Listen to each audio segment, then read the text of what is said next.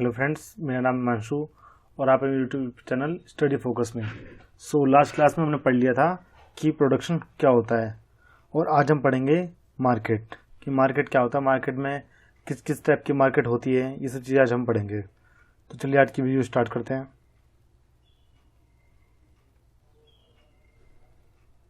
Okay, market जो होता है, मार्केट में कौन कौन लोग होते हैं? मार्केट में दो तरीके के लोग होते हैं। पहला तो हमारा होता है बायर और दूसरा होता है सेलर।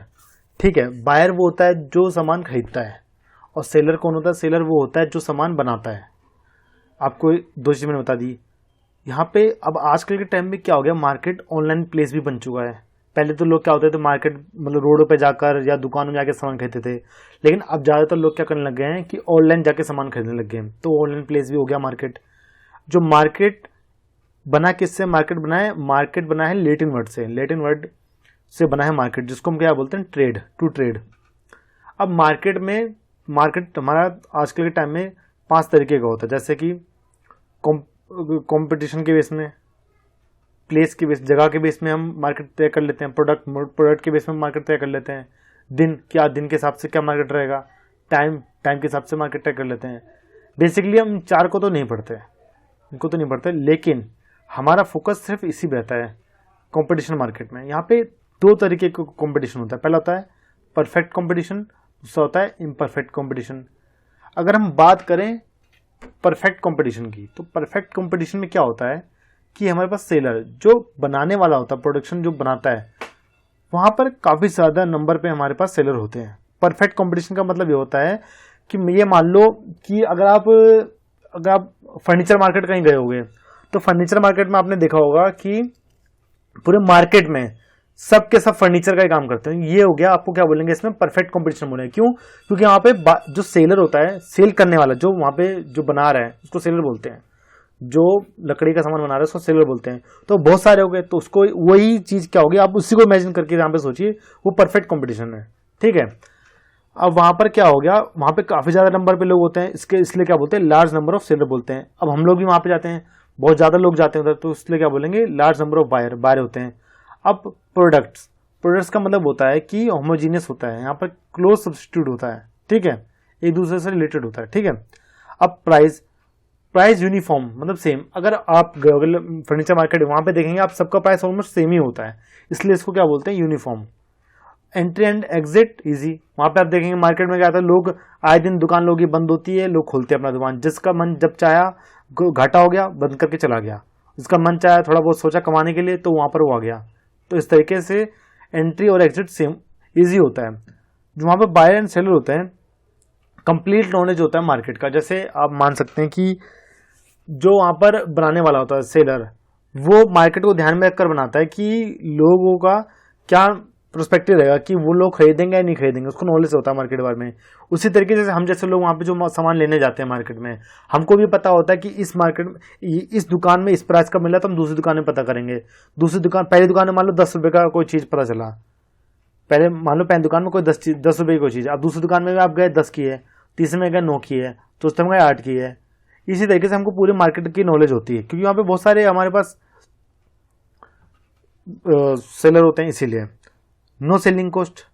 अब जो सेल करने वाले थे उनको कॉस्ट नहीं देनी पड़ती सेलिंग कॉस्ट के, मतलब उनको सेलिंग कॉस्ट का मतलब अब तो कोई उनको एडवर्टाइजमेंट कुछ नहीं करना। There is no transportation cost, तो ट्रांसपोर्टेशन कॉस्ट नहीं होती। Sellers is price taker.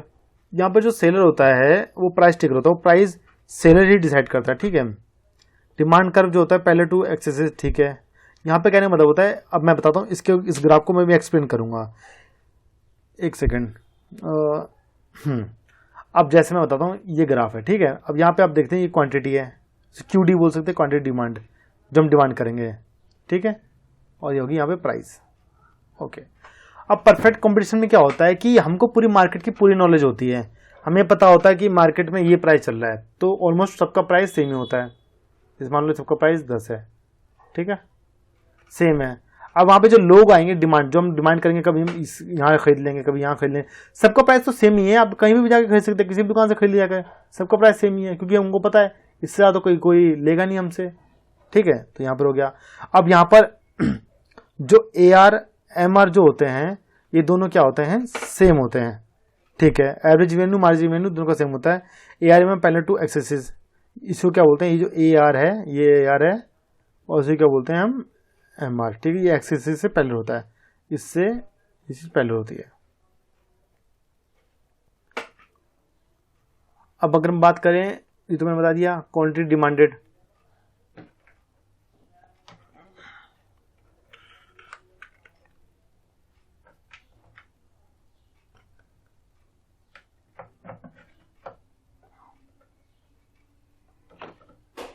Okay. सो यहां पर क्या होता है इस जगह में, यहां पर क्या होता है कि क्वांटिटी डिमांडेड जो हम डिमांड कर रहे हैं वो यहां पर ऐसा होता है कि अब मान सकते हैं पहले हम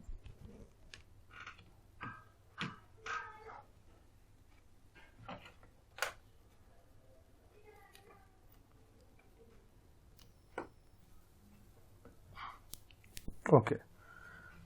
सो यहां पर हम अब जो क्वांटिटी डिमांड कर रहे हैं, पहले एक क्वांटिटी डिमांड कर रहे हैं तो 2 की कर रहे हैं, फिर 3 की कर रहे हैं, 4 की कर रहे हैं, 5 की कर रहे हैं, ये क्वांटिटी डिमांड होगी। अब टोटल रिवेन्यू कौन लेगा भाई? टोटल रिवेन्यू तो लेगा जो प्रोड्यूसर, जो प्रोड्यूस कर रहा है सेलर, वो पहला ले रहा है 10, 20, 30, 40, 50, ठीक है। अब एवरेज रिवेन्यू कैसा आ गया, TR अपॉन में एवरेज क्या था, TR अपॉन में क्वांटिटी, इसको टोटल रिवेन्यू। एवरेज रिवेन्यू कैसा आएगा, टोटल रिवेन्यू अपॉन में Q, यानी कहने का मतलब होता है कि एक यूनिट पे जो डिमांड करेगी इतने रुपए की, ठीक है। एवरेज रिवेन्यू एक एडिशन करने से भी 10 आ गया, ठीक है। Average revenue TR 20 minus 10, 30 minus 20, 10 आ गया। आप देख सकते हैं इससे सेम है, पहले है। तो यहाँ पर कहने का मतलब प्राइस जो होता है सेम होता है, डिमांड जो होता है एवरेज AR MR दोनों सेम होता है, ठीक है। अब हम बात करें इम्परफेक्ट कंपटीशन की। इम्परफेक्ट कंपटीशन में क्या होता है, जहां पर आपका जो सेलर होता है वो एक ही हो, जैसे लाइक इंडियन रेलवे, ये एक अच्छा एग्जांपल है। यहाँ पे आप देख सकते हैं इसका कंपटीशन कोई है ही नहीं, कोई दूसरा रेलवे है ही नहीं, ठीक। इंडियन रेलवे के अलावा कोई है ही नहीं, कि कोई प्राइवेट वाला रेलवे है ही नहीं। अब आने लग गई 1-2, लेकिन कोई है ही नहीं, ठीक है। तो यहाँ पर सेलर क्या हो गया, एक ही होता है। लेकिन हम लोग बैठने वाले तो बहुत सारे लोग हैं, तो लार्जर नंबर में हो गए, तो बायर हम लोग टिकट खरीद के जाएंगे, हम तो 12 हुए, तो हम लोग क्या हो गए वहां पर आपका क्या कहते हैं लार्ज नंबर में। जो प्रोडक्ट सिंगल एक ही प्रोडक्ट है, सेलिंग कॉस्ट कुछ देना नहीं है कुछ, क्योंकि उन्हें पता है कि आएंगे तो यहीं पर एंट्री एंड एग्जिट नहीं करेगा, क्यों, उसे प्रॉफिट ही होगा। प्रॉफिट मार्जिन मैक्सिमम होता है, यहाँ पर ज्यादा प्रॉफिट लेगा आपको। भाई एक ही आदमी अगर कोई चीज उगा रहा है, मान लो सपोज मान लो कि बेचने वाला कपड़ा है, कपड़े की पूरी दुनिया में एक ही दुकान हो जाए, एक ही फैक्ट्री हो जाए, तो लोग उसी से खरीदेंगे, क्योंकि पता है कि दूसरा कोई लोग जाना नहीं है, वो ज्यादा। तो अगर वो कल को 300 की शर्ट 500 में रखेगा तब भी लोग खरीदेंगे, क्योंकि यहाँ पे कोई दूसरा कंपटीशन है ही नहीं। यहाँ पे कहने का मतलब ये हो गया, seller is the price maker. वो चाहे जो बनाने वाला वो चाहे इतना उसको प्राइस रखे, उसकी मर्जी, इसलिए उसको बोलेंगे प्राइस मेकर। डिमांड कर ऐसे होगा, ठीक है, लेफ्ट टू राइट की तरफ। To sell more price has to be reduce, ठीक है। प्राइस डिस्क्रिमिनेशन का मतलब होता है कि यहाँ पर आपको प्राइस में कुछ छूट दी जा सकती है, जैसे रिजर्वेशन, चिल्ड्रन के लिए कम फीस होगी जाने की, इस तरीके से। ARMR इस तरीके से होते हैं। यहाँ पे एवरेज रेवेन्यू जो होगा बड़ा होता है मार्जिनल रेवेन्यू से, क्योंकि यहाँ पे वो चाहेगा कि मैं एडिशनल यूनिट लगाए बिना मैं ज्यादा से ज्यादा प्रोडक्ट करूं, ठीक है। Slope will be twice MR, एक यूनिट पे उसको ज्यादा प्रॉफिट आना चाहिए। अब किसके कारण मोनोपोली होती है, गवर्नमेंट रिस्ट्रिक्शन, ठीक है, पेशेंट, ठीक है, नेचुरल पैटर्न समूह, इनके ये इससे भी क्या होता है, इसी से मोनोपोली बनती है, ठीक है। मोनोपोलिस्टिक मार्केट क्या होता है इनपरफेक्ट में, मोनोपोलिस्टिक यहाँ पर कहने का मतलब होता है, आप ये मान सकते हैं कि आप यहाँ पे सेलर और बायर दोनों लार्ज नंबर में होते हैं, ठीक है। जो बायर होता है उसको कंप्लीट नॉलेज नहीं होती, हम जैसे खरीदने वालों को पूरी नॉलेज नहीं होती। अब यहाँ पे जो बेचने वाला होता है वो क्या कहता है कि हम क्या करेंगे, एडवर्टाइजमेंट ज्यादा करेंगे जिससे ज्यादा लोग मेरे पास आए। और यहाँ पे सिर्फ सेलिंग कॉस्ट की भी ज्यादा होगी। क्यों ज्यादा सेलिंग कॉस्ट रखेंगे वो लोग, वो ज्यादा इसलिए रखेंगे, उन्हें पता है कि जो बायर है उसको तो पता ही नहीं है कि मार्केट में प्राइस कितना चल रहा है, इसलिए ज्यादा प्राइस रखेगा। Seller can easily exit and exit ये कर सकता है, ठीक है। अब मैं बताता हूँ मोनोपोली में दो तरीके बताता हूँ। Demand curve will be elastic, ठीक है। Transportation cost too high, transportation cost too is high का मतलब यहाँ पर ये कि वो एडवर्टाइजमेंट करा उसका ट्रांसपोर्ट कॉस्ट ज़्यादा आएगा। Selling is the price maker, ठीक है। सेलर जो होगा, प्राइस जो सेलर डिसाइड करेगा। क्यों, अब भाई आप मान लो कोई चीज़ उगा रहे हो तो आपको पता है कि सामने वाले के पास नॉलेज नहीं है पूरी, तो इसीलिए वो अपनी ज़्यादातर कॉस्ट रखेगा। अब seller is the price maker, ठीक है। Buyer is the price taker, price taker भी वही होगा, ठीक है। बायर जो खरीदने वाला वो होगा वो वहाँ प्राइस टेकर होगा। क्यों? क्योंकि प्राइस टेकर वो इसलिए होगा, हम जैसे लोग को भी प्राइस टेकर होंगे, हम लोग भी अपना प्राइस डिसाइड कर सकते हैं। क्यों? हमें पता है कि यहाँ पे बहुत सारी फर्म है, इसीलिए, ठीक है। अब मैं बताता हूँ, यहाँ पर एक एग्जांपल बताता हूँ। मोनोपोली में दो तरीके होते हैं, परफेक्ट, इम्परफेक्ट, ठीक है। प्रोडक्ट्स की बात करता हूँ। प्रोडक्ट दो तरीके होते हैं, होमोजीनियस प्रोडक्ट और डिफरेंशिएटेड प्रोडक्ट्स, ठीक है। अगर मैं होमोजीनियस प्रोडक्ट की बात करूँ, यहाँ पे अनियन सर सेम टेस्ट आता है, खाने से भी टेस्ट आएगा, लेकिन टूथपेस्ट में क्या होगा, डिफरेंशिएटेड प्रोडक्ट में क्या होता है, टूथपेस्ट में ये कंपोनेंट डिफरेंट होता है। इम्परफेक्ट, यहाँ पे टूथपेस्ट ले लो, कोई सी ब्रांड का ले लो, आप ले सकते हो, लेकिन अनियन तो सेम ही टेस्ट आएगा ना, इसलिए बोलेंगे परफेक्ट सब्स्टिट्यूट, इम्परफेक्ट सब्स्टिट्यूट इसको बोलेंगे। परफेक्ट सब्स्टिट्यूट में ये होता है कि आप जो चीज़ खा रहे हो उसको आपको सही टेस्ट आ जाए, आपको पता है उसी चीज़ आएगा। लेकिन टूथपेस्ट आप अनियन के बिना किसी और चीज़, कोई और चीज़ नहीं ले सकते। लेकिन आपको क्या होता है, डिफरेंशिएटेड प्रोडक्ट में क्या होता है, आपको पता है टूथपेस्ट में कोई सी कंपनी का ले लूँ, इसको बोलेंगे इम्परफेक्ट सब्स्टिट्यूट। अब यहाँ पे देख सकते हैं कि ओके, तो आप यहाँ पर देखेंगे कि आपका जो यहाँ पर है कोलगेट जो है पहले नीचे की तरफ जा रहा है, सॉरी, और आपका डिमांड कर्व जो होगा किंग होगा। किंग इसलिए होगा क्योंकि यहाँ पे इलास्टिसिटी ज़्यादा है।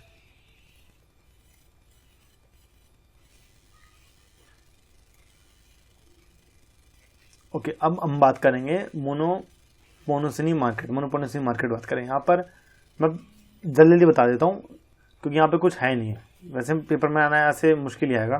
अब मोनोपोनेसी की मार्केट के बारे में बताओ तो यहाँ पे क्या होता है, जो बायर खरीदने वाला होता है सिंगल होता है, और सेलर जो होता है लार्ज नंबर में। यहाँ पे कहने का मतलब होता है कि मार्केट में आप जाओगे, मार्केट में जाओगे दुकान बहुत सारी है लेकिन जाने वाला एक ही कोई बंदा है, तो इसलिए उसको बोलेंगे मोनोपोनेसी मार्केट। यहाँ पे डिफरेंट आइडेंटिकल प्रोडक्ट्स होते हैं, नो सेलिंग, कोई कॉस्ट नहीं होता। बायर को जो हम खरीदने वाले हैं हमको पूरी नॉलेज होगी। अब ओलिगोपोली की बात करें, ओलिगोपोली की बात करें तो यहाँ पर जो होता है, आपके जो खरीदने वाले होते हैं ना वो ज़्यादा नंबर में होते हैं, सेलर कुछ होते हैं, दो चार ही होते हैं। अब इसमें जो प्रोडक्ट होगा परफेक्ट सब्स्टिट्यूट। अब इसके बारे में बताऊं, ओलिगोपोली में क्या होता है, जैसे एग्जांपल है कि जैसे पेट्रोल का प्राइस जो होता है वो आपस में लोग सब मिलकर डिसाइड करते हैं। उन्हें पता है कि पेट्रोल के जो यहाँ पर अपने प्रोड्यूसर हैं, जहाँ पे जो पेट्रोल सेल करते हैं इंडिया में, वो दो तीन ही हैं, इंडियन, HP, रिलायंस। अब यहाँ पर क्या होगा, अगर मान लो अगर एक ने प्राइस चेंज किया तो दूसरे को भी करना पड़ेगा। अगर उसने ज़्यादा कर दिया तो दूसरे को करना पड़ेगा, दूसरे ने कम कर दिया तो तीसरे को भी करना पड़ेगा। प्राइस डिस्क्रिमिनेटेड लॉ के थ्रू होता है। एंट्री वेरी बहुत ज़्यादा इसमें रिस्ट्रिक्ट होती है, एंट्री करना बहुत मुश्किल होता है बाय द फर्म ओनली, ठीक है। प्राइस यहाँ पे कौन डिसाइड करेगा, फर्म करेगा। डायरेक्ट यहाँ पे फर्म जो होगा वो अवॉइड करता है, वो चाहता नहीं है कि कंपटीशन डायरेक्ट होगा उसमें। वो नहीं चाहेगा कि अगर HP वालों ने अगर मान लो 100 पेट्रोल हो गया 100 रुपये का, तो वो नहीं चाहेगा कि इंडियन वाले पेट्रोल अपना 99 कर दे, क्योंकि उसे पता है 99 कर देगा तो मुझको भी अपना कम करेगा, से दोनों को लॉस होगा। कार्टेल फॉर्मेशन मतलब समूह करेंगे, साथ मिलके काम करते हैं, उन्हें पता सबको प्राइस सेम ही रखते हैं।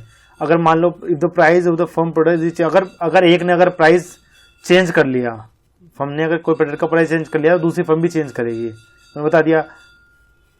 अब blur could not be decided, ARMR तो हमें पता ही नहीं, क्योंकि दोनों का एवरेज मार्जिन कभी सेम हो नहीं सकता, इसीलिए हम बात करेंगे डुओपोली की। डुओपोली में क्या होता है कि आपका जो बायर होगा वो ज़्यादा नंबर में बायर होंगे। अगर हम सेलर की बात करें तो दो ही फर्म होती हैं, जैसे एयरबस, बोइंग। ये एयरबस, ये हम बात कर रहे हैं, बोइंग ये फ्लाइट्स हैं, ठीक है, फ्लाइट्स की कंपनियों के नाम है। यहाँ पे बाइजर्स हम जैसे लोग ज़्यादा जाने वाले हैं। और डुओपोली में क्या होता है कि आपके जो फर्म्स होती हैं, जैसे जो सेलर होते हैं वो दो ही हैं, एयरबस, बोइंग। जो अगर फर्म दो ही हैं, जाने वाले लोग ज़्यादा हैं, तो ऐसा क्या होगा कि जो फर्म है, जो सेलर है, वो प्राइस बनाएगा और प्रॉफिट को मैक्सिमम ज़्यादा रखेगा। अब ब्रेक इवन पॉइंट की बात करते हैं। अगर हम ब्रेक इवन पॉइंट की बात करें तो यहाँ पर आप देखते हैं टोटल रिवेन्यू कुछ ना कुछ रिवेन्यू होगा, इसलिए जीरो नहीं होगा। टोटल कॉस्ट कुछ ना कुछ तो आएगी, ठीक है। अब यहाँ पर हम बात करूँ तो इस पॉइंट को क्या बोलेंगे, ब्रेक इवन पॉइंट, जहाँ पर ना ही तो कोई लॉस हो रहा है ना ही कोई प्रॉफिट हो रहा है, ठीक है।